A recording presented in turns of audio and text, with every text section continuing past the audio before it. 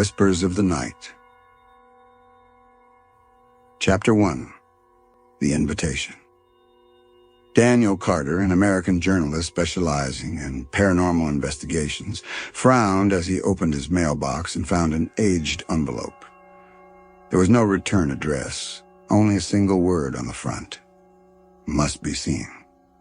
Inside, he found a piece of old parchment, covered in faded Latin script. At the bottom, a modern English note read, "If you want to survive, come. The answers to your questions lie here." An address was listed below. It led to an abandoned monastery in northern England. Daniel was no stranger to hoaxes.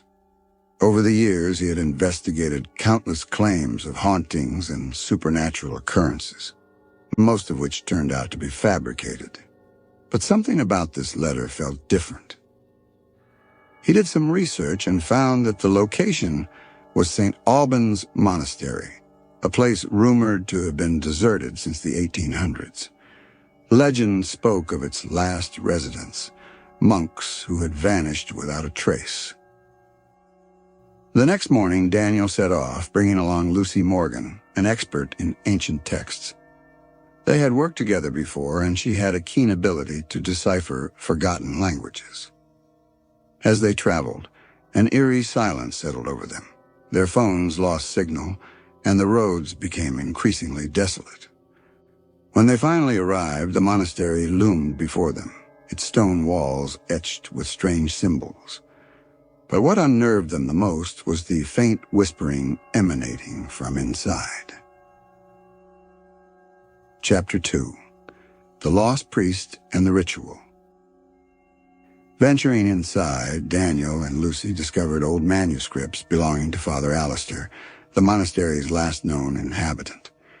His writings spoke of a sinister entity known as the Whispers of the Night, a force that ensnared souls, trapping them in eternal torment.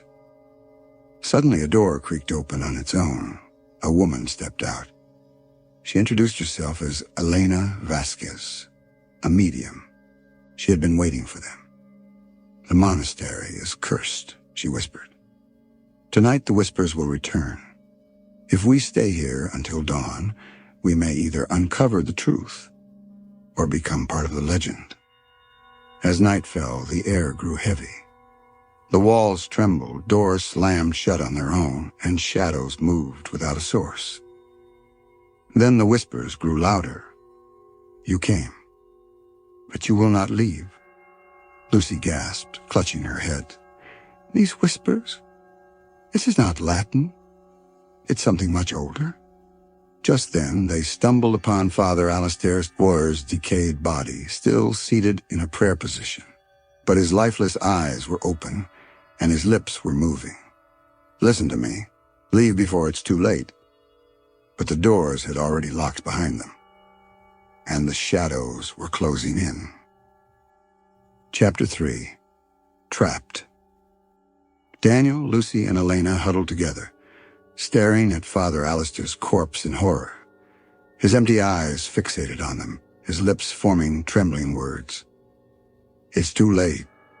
They have seen you." A horrifying, multi-voice scream echoed through the monastery. The sound was human, yet distorted, like it belonged to many voices speaking at once. Lucy frantically flipped through Father Alistair's writings, searching for more information. Her finger stopped on a chilling passage. "They come from the darkness. If they hear your name, they will claim you." Lucy's eyes widened. She turned to Daniel and Elena, whispering, "We must not say our names." Just then a door creaked open on its own. A thick black fog began to seep into the room. From within the darkness, a voice whispered, "Who? Is the new soul here?" Elena held her breath. Daniel instinctively stepped back, but Lucy stumbled, hitting the floor with a gasp. And the voices turned to her. "Lucy, Lucy, Lucy," she screamed, clutching her head as her body began convulsing. Daniel and Elena grabbed her and dragged her into another room. As they tried to shut the door, a shadowy hand slithered inside. Its fingers curled like smoke, forcing the door open. Acting on instinct, Daniel grabbed an old cross from a nearby table and pressed it against the shadowy limb. A piercing shriek echoed through the monastery as the darkness recoiled. But the whispers persisted. "You may leave, but she will stay." Lucy had collapsed, her body cold. Elena pressed 2 fingers to her neck. "They're taking her soul." Daniel's gaze flickered to Father Alistair's corpse. He now understood. Alistair had not died. His soul had simply been trapped, forced to linger in torment. Unless they acted fast, Lucy would suffer the same fate. Alistair's trembling voice returned. "There is only one way. Reverse the ritual." Daniel searched the manuscripts until he found the ritual's counter-curse. His breath caught in his throat.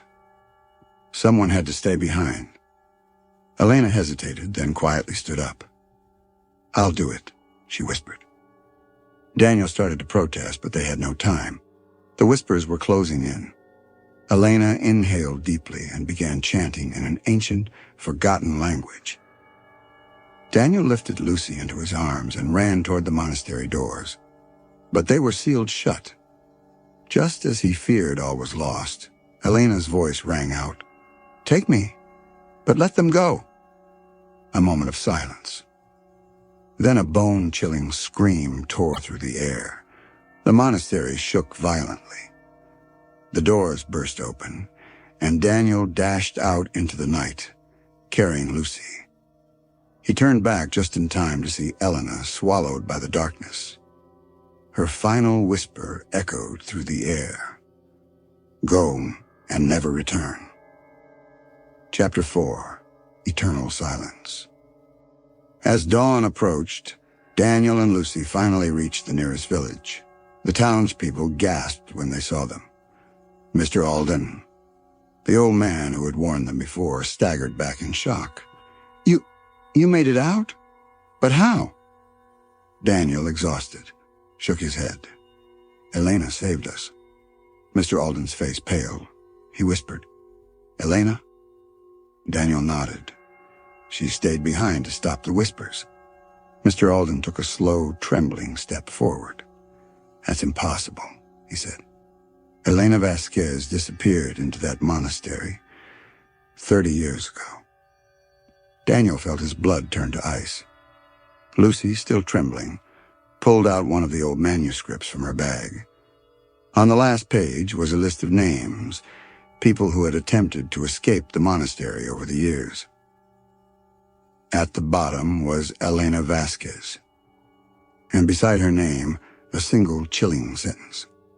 "She never returned, but she is still there." Daniel turned toward the distant silhouette of St. Alban's monastery. Despite the rising sun, the shadows around it remained untouched. A faint whisper carried on the wind. "Do not forget me."